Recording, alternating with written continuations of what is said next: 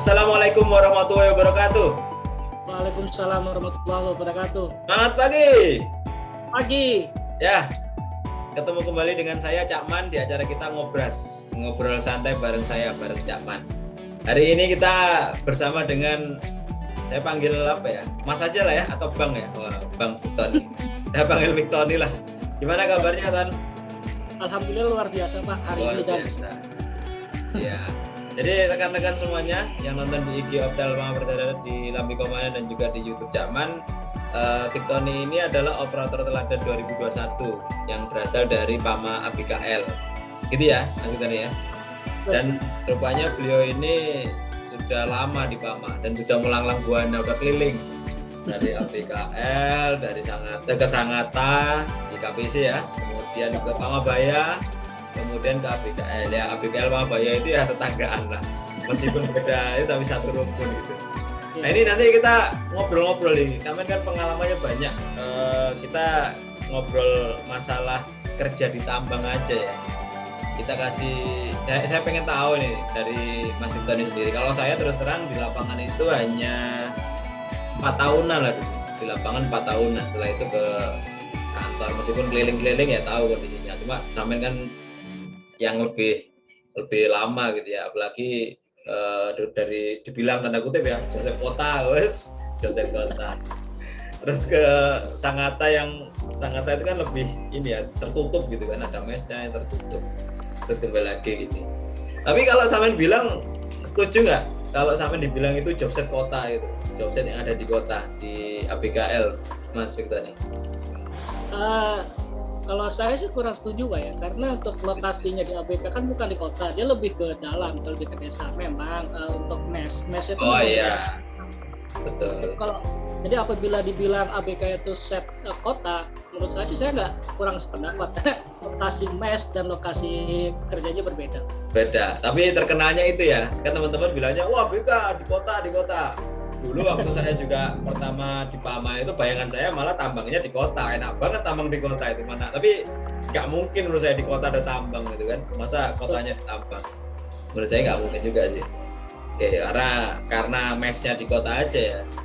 Jadi terkenal seperti itu. Nah, kalau ngomong kerja di pertambangan nih, ini terus terang ini, aku juga dulu waktu awal masuk Pama itu, bayanganku itu, wah orang tambang itu apa ya, gagah-gagah, menakutkan, serem-serem gitu kan. Terus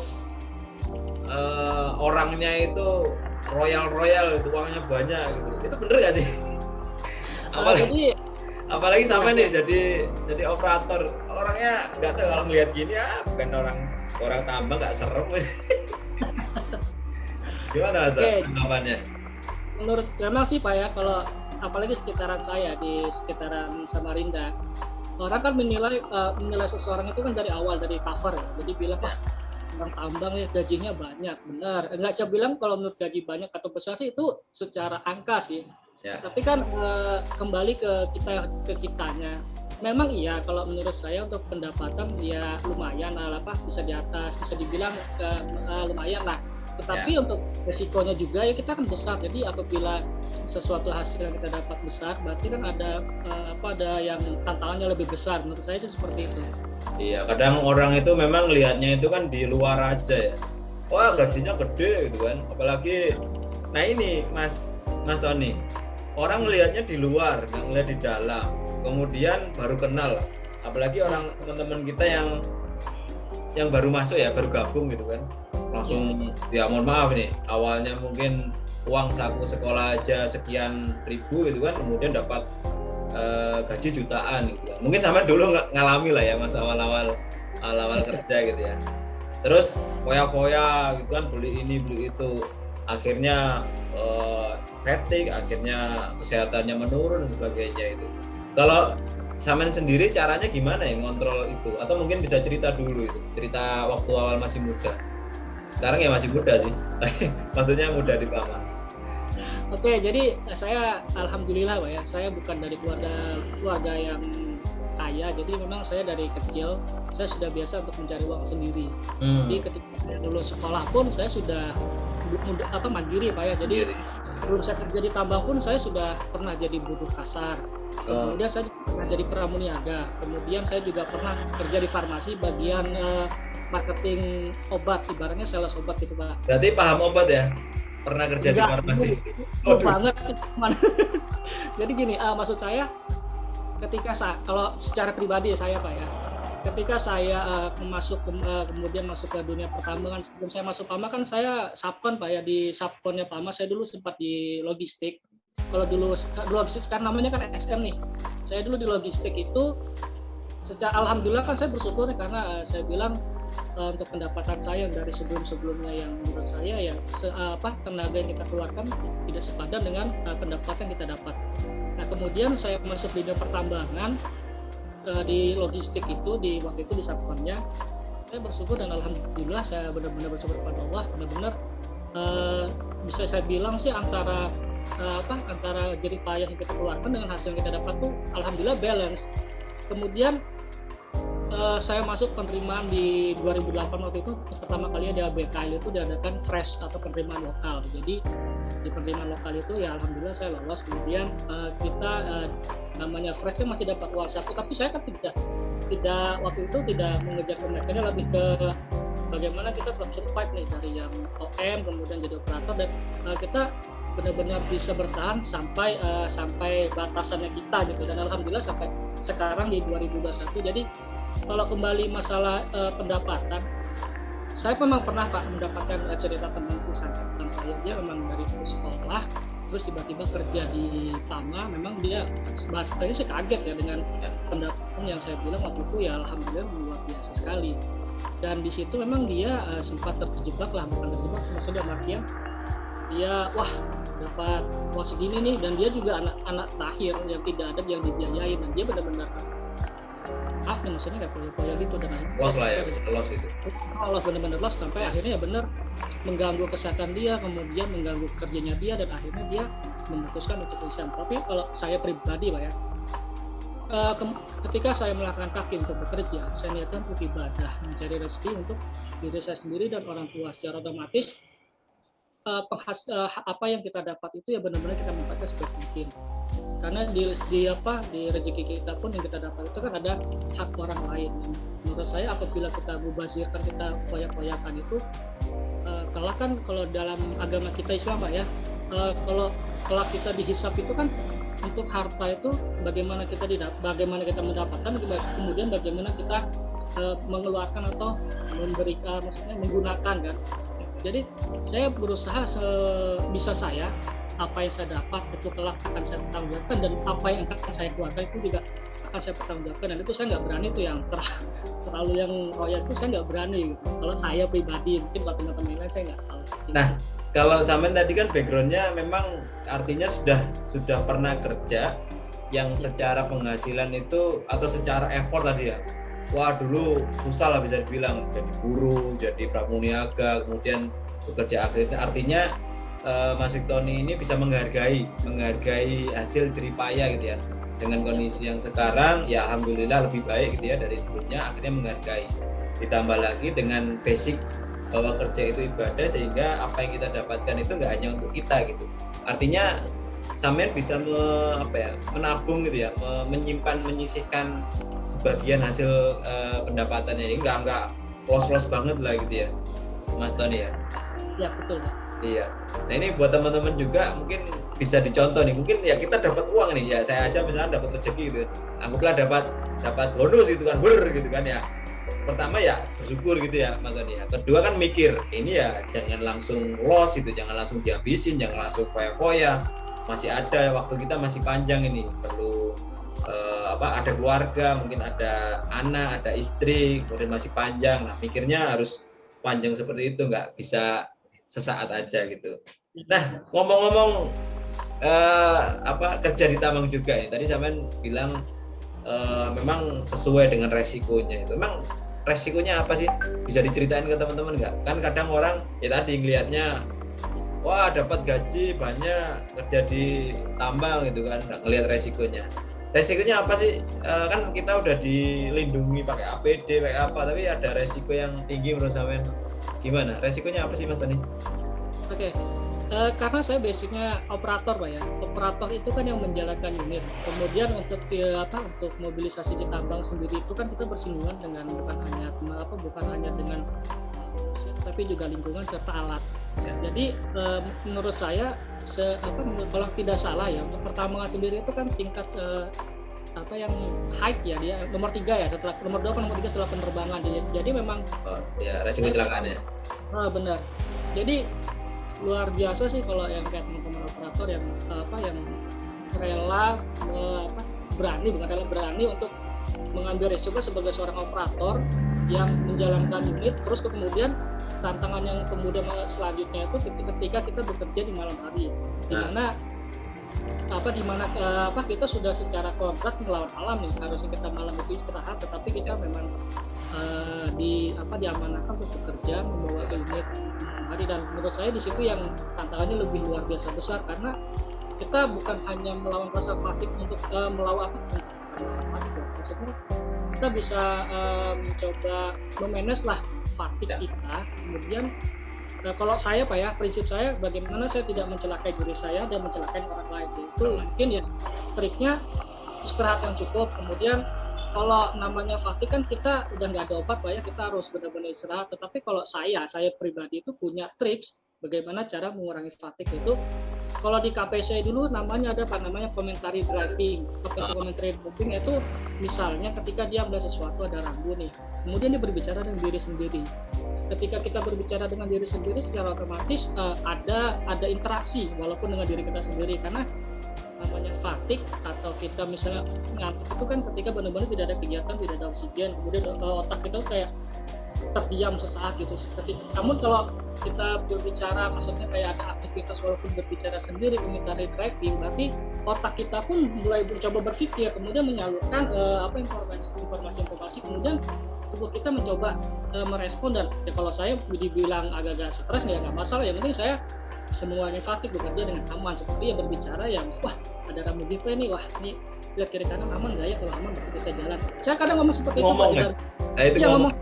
Benar, seperti itu kalau saya sih, kalau mengurangi, karena memang teman-teman pun sendiri masing-masing punya trik ya untuk mengurangi rasa fatigue ketika bekerja di malam hari. Kalau saya salah satunya seperti itu. Nah ini rekan-rekan tadi sampaikan, kalau kerja di tambang itu tidak jangan dilihat gajinya aja, itu kerjanya itu sama unit-unit besar yang taruhannya itu tentunya ya nyawa kita itu ya, nyawa teman-teman operator sendiri. Kerja 12 jam, entah itu shift pagi atau shift siang atau shift malam. Apalagi kalau malam nih, kalau di tambang itu bukan kayak jalan raya yang semuanya terang gitu kan ya Mas Tony ya, gelap ya, lampunya lampu penerangan unit ya mungkin ada lah tower lamp sebagian atau tapi ya nggak seluruhnya. Yang paling penting tadi tuh melawan fatigue atau kelelahan kita gitu ya, entah lelah secara pikiran atau lelah fisik gitu. Itu resiko yang kita hadapi. Jadi jangan hanya lihat gajinya aja atau pendapatan atau fasilitas tuh, tapi prosesnya dilihat. Kadang teman-teman tuh ngelihatnya di luar aja Mas Tony. Dan kalau kadang saya lihat ini nih gambar-gambarnya teman-teman yang operator atau GL itu kan, kalian enak tiduran, kita bekerja di ini gitu. Jadi seolah menunjukkan bahwa memang tantangannya berat itu kalau di lapangan. Apalagi berhubungan sama unit alat berat, berhubungan sama resiko kecelakaan dan sebagainya. Ini disampaikan juga masalah kelelahan. Ini Samen sebenarnya pas banget backgroundnya orang farmasi tadi. Masalah obat, sehingga obatnya tahu ini kalau fatigue itu ngobrol sendiri ya. Sama sih, saya dulu waktu ini awal saya menemukan hal itu waktu saya nyetir dari Surabaya. Saya kampungnya Jawa Timur ya. Dari Surabaya ke Lumajang itu kalau nyetir mobil itu waktu nggak ada tol masih sekitar 5 jaman. Nyetir sendiri 5 jaman ya, waktu itu saya nggak kenal safety ya, los aja tuh 2 jam 3 jam los aja. Tapi yang saya lakukan tuh nyanyi. Yang saya lakukan tuh ada suara radio, saya ikuti nyanyi ya, di belakang nggak ada teman deh. Tapi kalau ada teman paling bangun semua. Ya kalau saya sama seperti yang dilakukan Mas Tony tadi, ngomong gitu. Artinya menstimulus kita punya kegiatan gitu ya, kita punya kegiatan lain jika nggak fatigue, nggak lelah itu. Nah ngomong-ngomong farmasi Mas, sampean rupanya anggota IRT ya, sekarang masih aktif nggak di IRT-nya? Alhamdulillah saya aktif Pak ya. Apalagi Sabtu kemarin kita latihan, kalau saya bilang latihannya secara ini reuni Pak, karena ada reuni ada beberapa teman kayak saya, terus kemudian juga Bang Ubed itu kan dari Baya. Kemudian ada teman yang dari TCMM juga, dia satu W juga, kembali juga dia orang survei, dan benar-benar momen itu tuh kita kayak kumpul lagi nih. Ya, lebih ke reuni kalau saya sebutnya. Kalau spesifik sama DRT apa? Bidang keahliannya apa? Tali temali seneng di skillnya atau orang medis? Nah, paling orang medis mungkin ini. Medis. Orang medis, cocok benar. Apal obatnya apal, tinggal cari belakang ya. Kemampuan medis tadi udah apal, itu cocok ini. Pernah juara 3 PFRC 2019, berarti sebelum ini kan ini terakhir ya. 2019 terakhir sebelum pandemi, karena kemarin pandemi nggak ada kan, pandemi bikin online asalah. Gitu kalau biasa ininya pengalamannya. Ya sekarang semoga ini ya tetap diasah, kalau ERT itu udah dipakai hilang gitu. Ya kayak saya udah banyak yang lupa, cuma ya cepet sih kalau ngumpul lagi tuh, seneng ngumpul ini lagi apa namanya, diingat-ingat lagi gitu. Gitu. Nah kembali ke topik kita, bekerja di tambang. Tadi saya di awal bilang tuh, kerja di tambang tuh orangnya serem-serem gitu. Emang ada sih orang tambang yang serem, yang marah-marah gitu, sering marah, atau di lapangan itu nuansanya gimana? Bisa diceritain nggak nuansa kerjanya itu seperti apa? Oke, jadi sebelumnya kan saya memang dari ABK, kemudian KPC, kemudian Jembayan. Yang saya bilang itu memang terkadang manusia itu kan lebih dominan menilai seseorang dari penampilan. Ya. Saya cerita lucu sih, waktu saya ke Jembayan, mungkin Pak Firman kenal namanya Pak Hasan Triyadi, dia itu operator teladan 2015 mewakili Jembayan. Pak siapa? Hasan Triyadi. Oh ya. Orang itu kan tinggi besar. Secara pola kan sangar banget tuh Pak.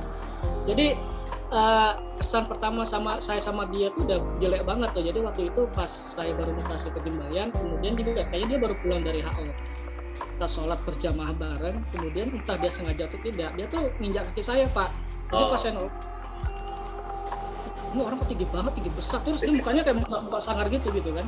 Jadi wah, ini kok serem banget. Kemudian ternyata setelah kemudian kita di satu lokasi kerja, ternyata orangnya konyol banget. Jadi memang kesan orang pertama yang dilihat orang-orang tambang yang bawaannya sangat, ternyata ketika sudah kita mengenal lebih dalam, enggak seceram itu, bahkan lebih kebalikannya. Bahkan seorang Hasan Triyadi yang tinggi besar, sangar, badannya atletis pun ternyata lebih parah konyolnya daripada kita yang biasa-biasa saja. Jadi untuk penilaian orang-orang tambang yang garang itu menurut saya sih enggak sih, karena belum kenal aja. Kalau udah kenal ya belum kenal aja.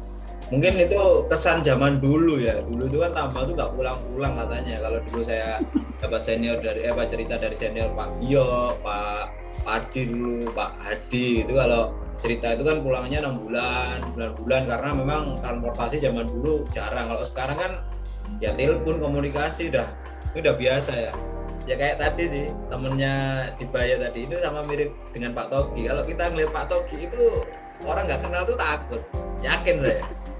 Tapi udah kenal, udah ngobrol, wah gitu deh. Bercanda Bang. Jadi ya artinya kita harus tahu dulu lah, nggak usah ngelihat di luarnya gitu ya, atau nggak menilai dari luarnya gitu ya. Kita harus mengenali lebih dalam gitu. Nah nanti kenalan, komunikasi, akhirnya kita tahu karakter modelnya seseorang itu bagaimana gitu ya. Ya suasana pasti sama lah ya, sama yang ceritain tadi ya. Iya sama dengan lingkungan kerja yang lain, namanya dunia kerja di taman, di luar lebih sama. Nah teman-teman yang di luaran sana yang nggak tahu di pekerjaan di tambang ya tadi diceritain Mas Tony tadi, ya, memang resikonya tinggi, tapi secara komunikasi itu sama aja sebenarnya, asalkan kita bisa membuka komunikasi gitu ya, nggak egois atau nggak menutup diri gitu. Bagi teman-teman yang baru bergabung atau ya bisa dibilang milenial lah. Samain sebenarnya milenial tapi setengah-setengah, kita ini sebenarnya generasi tengah-tengah nih, antara milenial sama generasi kolonial yang senior. Ya generasi kita ini ya saya samain ini kan hampir sama. Biar lebih mudah dikit kan nggak apa-apa. Nah, kalau dari Mas Tony sendiri nih, kan sekarang banyak generasi milenial ya, atau teman-teman yang baru gabung tadi. Kan kalau Samin tadi itu baru kenal orang, wow gede gitu kan. Oh, gimana gitu? Pasti kalau anak-anak sekarang pasti langsung nggak dicuekin tuh pasti, nggak ngajak komunikasi gitu. Nah, kalau menurut Samin gimana caranya supaya teman-teman ini gampang berbaur gitu dengan rekan di pekerjaan, mungkin sesama operator atau dengan GL atau dengan yang lain. Triknya atau punya ini nggak? Punya cara nggak, Mas Tony, untuk teman-teman?